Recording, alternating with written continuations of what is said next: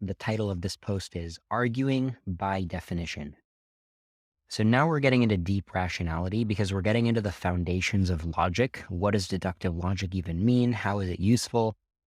In logic class, they teach you that syllogisms are the foundation of logic, but I believe, based on my reading, that syllogisms are highly overrated. So let's dive into the most famous syllogism of them all. The syllogism says, all men are mortal, Socrates is a man, therefore Socrates is mortal. It sounds like a profound insight that we were able to just deductively conclude that Socrates is mortal because we knew that all men are mortal and he's a man. But realistically, imagine that you suspect that Socrates is immortal because you see him like getting hurt and like instantly regenerating or whatever. You're just getting immortal vibes from Socrates. And you tell your friend, hey, I'm not sure Socrates is mortal. And your friend is like, well, you think he's a man, don't you? And you're like, I mean, I think that he can like serve in government, and I think that he can, reproduce. I think he has some manly qualities. I think he has facial hair. And the friend is like, okay, then by definition, it's all done. And you're like, well, wait a minute. If it has to be by definition, then maybe he's not a man, because it seems like you're just using a weird definition of a man where you're insisting on combining the facial hair with the immortality, but I only buy into the facial hair and I'm not super convinced that he's immortal. And the other person is like, it's a definition, man. And now I'm like, okay, now I think that your choice of terminology is adversarial to me. You just don't want to let me have my claim that Socrates is immortal. And you're trying to shoehorn mortality into a definition of a word that also means things like facial hair, right? And that's actually not the way that productive reasoning works. The syllogism is actually adding no value.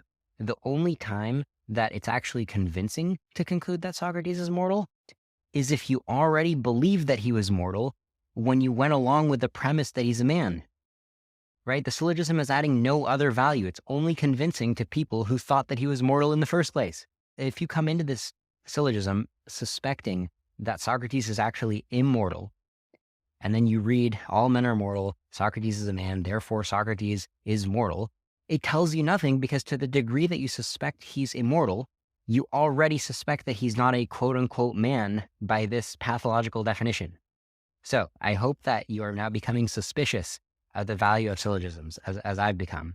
Now, I don't want to completely throw the baby out with the bathwater. I think there is something profound about syllogisms, which is that they are an early instance of syntactic logic, right? Form versus function, formal logic, not just semantics, meaning logic where if it just has a certain structure, right? If the words follow a certain pattern, if the symbols are able to be processed a certain mechanical way, then there's value in just kind of turning the dial, turning the gears, right? And seeing what comes out. Where if you start with something true and you turn those gears, those formal gears, those symbolic gears, you get to an output which is still valid, right? You're doing a truth-preserving transformation. So a syllogism is like a trivial case of a truth-preserving transformation. And if you go on to study first-order logic or even just algebra, like high school algebra, right? That is a study of mathematical truth-preserving transformations. Like when you go solve an equation in algebra, right? You're doing symbolic logic and every line deductively follows from the previous line. And this Socrates is a man syllogism, this is kind of a trivial case, one of the earliest cases of that kind of symbolic logic. So I agree that symbolic logic is valuable, but I think syllogisms as a way to do philosophy and reach accurate conclusions about who's mortal, syllogisms are highly overrated. Now, am I attacking a straw man? Do people actually use syllogisms to try to get you to believe things about AI? Well, I give you the case of Professor Lee Cronin on Twitter. He tweeted on October 8th, 2022, quote, algorithms cannot be creative by definition. The human brain can be creative. Therefore, the human brain is not just algorithmic. Okay, that is literally a syllogism. So we have an AI researcher who thinks that you can shed light on the limits of computational creativity with a syllogism. It just doesn't work like that, because we can use the same pushback that we use with Socrates. I can say, okay, Professor Cronin, what if I believe that the human brain, I strongly suspect that the human brain is algorithmic, right? That everything that we do is abstracted away as a computation or as a symbolic manipulation, and it's substrate independent, right? What if I strongly suspect that? What does your syllogism tell me? Well, the syllogism asserts algorithms cannot be creative by definition. So the syllogism doesn't let me use the term algorithm if I suspect that the human brain is in fact creative. So now I kind of need to go and invent another term where it can describe software and it can also describe the human brain doing creativity, because I believe such a term is needed to describe what the human brain is. So Professor Cronin is basically trying to edge us out of using the term algorithm because he wants to enforce this definition of algorithm to kind of seize the win by definition, to say, you're not allowed to call the human brain algorithmic if the human brain is creative. And I'm like, well, wait a minute. Can't we just say that it is algorithmic and it's creative? And maybe algorithms can be creative and your definition is just not the best definition? So you can argue who has the right definition. It doesn't really matter in the end. But the point is that Professor Cronin is not actually making an argument, right? There's nothing in what he's saying that is a convincing piece of justification. He's purely doing the move of the syllogism. He's purely saying, hey, if you already agree with me to begin with, then I haven't lost any truth, right? If you already agree that Socrates is a man and that all men are mortal, okay, then Socrates is mortal. But that says nothing to people who don't already agree with him. It's not an argument. It's not a justification at all. Okay, so it's crazy that, the reason why Less Wrong exists and teaches you rationality is because you have working professors in important fields who are messing up their logic. All right, now let's turn the table again. When can definitions add value? We talked about the value of just having formal logic in fields like algebra and first order logic and proving things, and a syllogism is a trivial case of that. But there's actually another place where definitions add value, which is when they help you make arguments by logic. So there is such a thing as a logical argument. And the definition in the logical argument isn't doing the work of the argument. Saying by definition doesn't convince anybody, but it's a starting point when you have a longer argument, and the argument is helping you explain something in a parsimonious way, in the simplest possible way. Because when you're doing science, you're not just aiming to explain a phenomenon, you're aiming to explain it in the most elegant possible way. You're aiming to compress the phenomenon given a short description, right? So if I know Newtonian physics, I can look at a lot of different planets moving around, motion that seems like it might take me a lot of bits of information to describe, and I can actually describe it in much fewer bits of information because I have a compact model, right? I have a theory with explanatory power. That is a formal definition of what explanatory power is. It lets you compress a description of what you're seeing. And you get a better compression if you're using better concepts, which have better definitions. So that's where the value of definition potentially does come in. Not because I can have a syllogism and I can argue by definition. That's not valuable.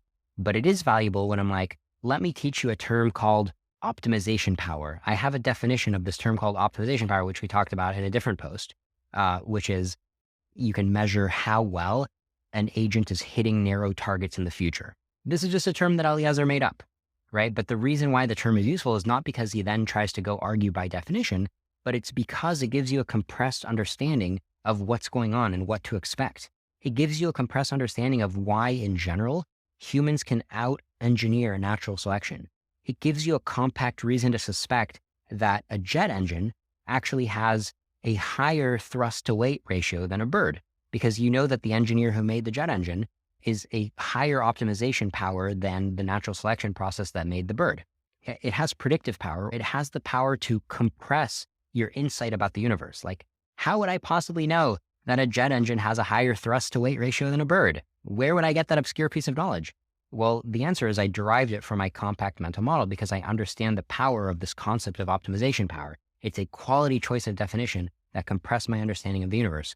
And similarly, I can accurately predict that a solar panel is going to have higher energy efficiency at harnessing the sun's energy than a leaf, because the leaf is, number one, engineered by a process dumber than humanity. It was engineered by natural selection, and the solar panel was engineered by a brain.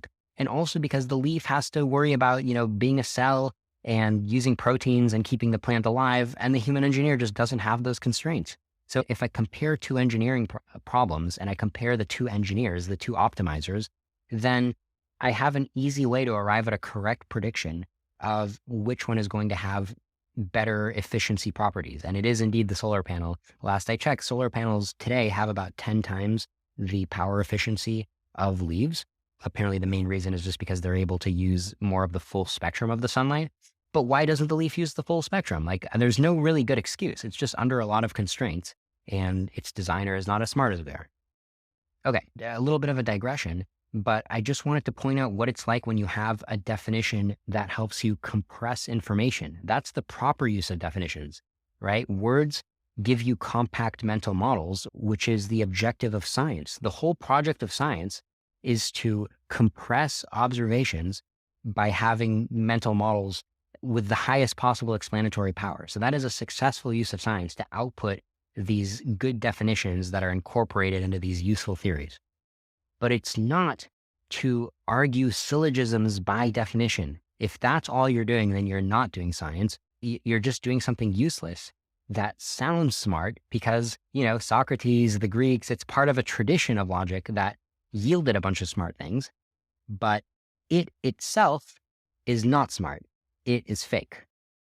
So that's the post arguing by definition. And then just as a heuristic rule, whenever you notice somebody in the real world trying to argue a point and saying by definition, they almost always would be better served not saying by definition, just trying to rethink what they're actually saying.